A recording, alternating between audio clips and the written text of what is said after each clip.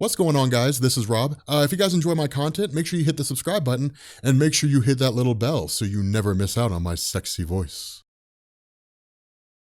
What's going on, guys? This is Rob, and I thought it'd be kind of cool to have a conversation about the Godkiller armor in like Avengers 4, because I really hope we get to see it, right? Like, I mean, I think it'd be awesome to be able to see Iron Man's Godkiller armor. Okay.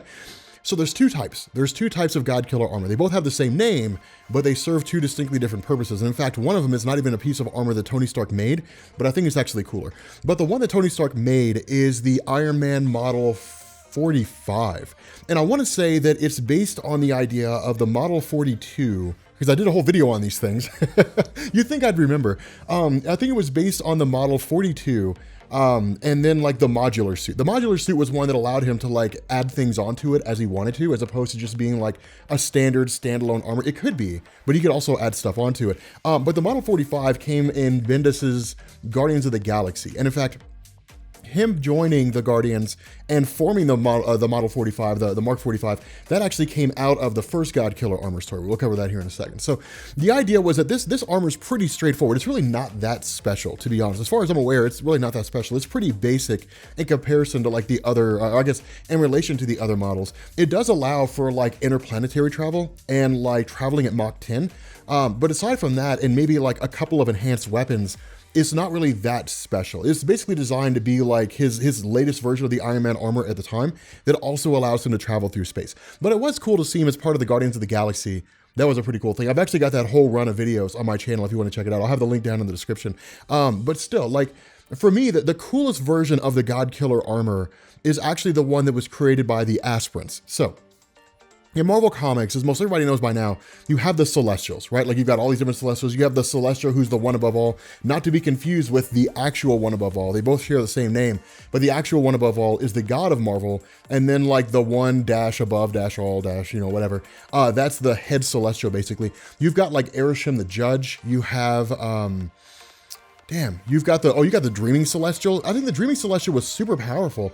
I can't remember. It was something like the Dreaming Celestial, I think, was ousted by the other Celestials and confined the Earth, and then the X-Men found it. I don't remember a whole lot about the Dreaming Celestial. I need to look into that. That's one of those things I don't know a whole lot about. But still, anyway, so everybody knows about the Celestials. Okay, so the way this worked is and we're not going to go full on into the origin of the universe, but basically you had two warring groups of the Celestials. On one side, you had those who were deemed to be like faithful to the universe, basically, and then you had the ones who just went off and did their own thing. The ones who were faithful, meaning they actually sought permission from the universe to see whether or not they could create life, those were called the Aspirants. And then the ones who weren't faithful and did their own things, they were just called Celestials. What ended up happening is a war between these two factions broke out when the first universe came into existence. And then the war was so powerful, it destroyed the first universe, and the fractions, I guess the little shattered pieces of that first universe, formed the first multiverse. And then it was just born and killed, and so on and so forth. I guess we did explain the origin. I guess we did go full on into the universe. But that's the idea. In every single iteration of the multiverse that's ever existed in Marvel Comics, the Aspirants and the Celestials have always gone to war. Now, in the main Marvel universe, really the most recent war between the two of them, and when I say recent, I mean like billions of years ago. The most recent war between the Aspirants and the Celestials saw the Aspirants losing. And so what they ended up doing is they created something called the Godkiller armor. And it was armor that stands like 2,000 feet tall or something stupid like that. And it was armor that was designed for the purpose, or it was really like a giant mechanized suit that was designed for the purpose of essentially just like allowing the Aspirants to control it and then destroy Celestials. And it did. It killed a lot of Celestials. Ultimately, the Celestials ended up destroying what was left of the Aspirants anyway, so it didn't really matter. And so the Godkiller armor just sat unused for like billions of years. And so when you fast forward to the modern day, what you basically end up finding out is there was a guy called Recorder 451. And the Recorders in Marvel Comics are basically just robotic beings that exist to go out into the universe and just chronicle things. And they're created by what are called the Regelians. Those aren't super important, but they're created by the Regelians. And it's basically just go out into the universe, catalog everything, report back, and then we'll send you back out again. And that's basically how that whole thing works. One of the Recorders, 451, had kind of developed a personality of its own, even though it wasn't supposed to, and came to the realization that like humanity will one day usher in an era of peace. But there are always threats to Earth. There's always beings out there that want to destroy Earth. And I think that at the time the story was being written by Kieran Gillen, I think he even like kind of said, look, like there are powers that will come for you that will want to destroy you. The Shi'ar Empire, the Kree, the Skrulls, whatever, they're going to want to obliterate you. And so like you, Tony Stark, need a piece of tech that will allow you to like keep these threats at bay. And so what ended up happening is Recorder 451 went and basically modified the genes of the first child that Howard and Maria Stark were going to have, and that resulted in Arno. I think he artificially created Arno in the womb of Maria Stark. Howard Stark modified the genes because they didn't trust Recorder 451, and then that resulted in Arno, who was super smart but paralyzed from the neck down. And then they adopted Tony Stark and passed him off as their son and hid Arno away so the Recorder would never learn about him. And so they just said, well, Tony Stark is the one. Tony Stark is our son. So technically speaking, in Marvel Comics, Tony Stark is not actually the biological son of Howard and Maria Stark. And if you're actually really curious about that, because this is a really, really cool story, Kieran Gillen's Iron Man run covers all that. Just Google search Kieran Gillen, like Kieron, Gillen, Iron Man, and like that'll give you that whole arc. And then you go into International Iron Man, which is actually Tony Stark's search for his biological mother, which is a really, really cool story. It's like 7 issues. It's not super long, but it's really, really cool. Anyway, because of the fact that Recorder 451 believed that Tony Stark was a child that he basically engineered, the child was engineered with the capacity to be able to wield this godlike machine, this godlike suit of armor, and then pilot it back to Earth. Ultimately, Recorder found out that Tony Stark wasn't the actual child he engineered, and that was the end of that.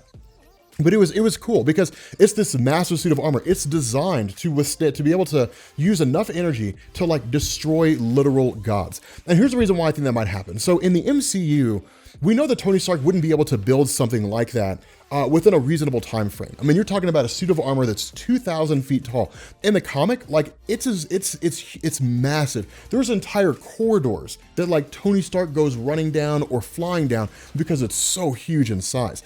Because of this, in the MCU, we know the Celestials existed, and we know that like Eon was one of the Celestials. We don't know anything else about them. All we know is that at some point along the line, I think it was Arishem the Judge, used the Power Stone to like destroy all life on a planet. Done. And then like Eon is a Celestial. And that's it. That's all we have. Like they possess the Infinity Stones at some point. You could easily like tie all those strings together, right? I mean, you could basically say, okay, with the Celestials, or I'm sorry, with the Godkiller armor, like it was a war that broke out with the Celestials, between the Celestials and maybe a rogue faction or something like that, who knows? But the Godkiller armor was created for the purpose of destroying the Celestials. And maybe it did. Maybe it destroyed almost all of them except for Eon, or pretty much all of them except for Eon. And that's why he's the only one we've seen. All the other ones are dead. And this suit of armor is just sitting on a planet on the other side of the cosmos waiting to be found. And, you know, by whatever manner and whatever means, with Rocket Raccoon or something like that, Tony Stark goes on this crusade to find like recruits or whatever, and they stumble across the Godkiller armor. Now, the question to ask here is, would the Godkiller armor be powerful enough to destroy Thanos with the full power of the Infinity Gauntlet? Probably not. But just because it wouldn't be powerful enough doesn't mean we wouldn't see it. I mean, this is just a theory. I've got no evidence to support this. I mean, there's no reason to believe that I'm right here.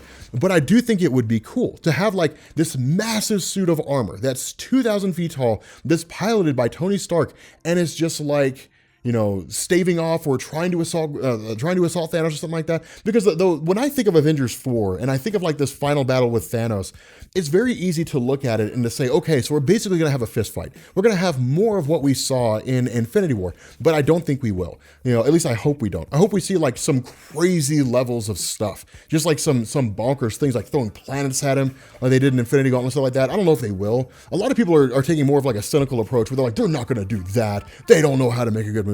Whatever. Like I don't know if they're going to go that route, but still, like I think it would be cool, and I think it would be really, really interesting to see like this godly armor just like facing off against Thanos, like this 2,000 foot tall suit of armor, like facing off against Thanos, and Thanos just like destroys it, like with like one swing of his hand, just like destroys the armor in its entirety. I mean, that would just be awesome in size. But still, if we were going to see like a Godkiller suit of armor, I would wager we'll probably see the one from Brian Michael Bendis' Guardians of the Galaxy, just because now you basically have Rocket and Nebula and Tony Stark, and they're going to go and do their own thing most likely. I mean, I don't really see how they, you know, I see him making a suit of armor that would allow him to travel through space, just because space is now a more tangible thing than it was before. That's kind of the cool thing about Infinity War, is before it was like, okay, so you have the Guardians of the Galaxy, and then you have the Avengers, but because they never crossed over, they almost felt distinctly different. And so space didn't really feel like a tangible, relatable thing.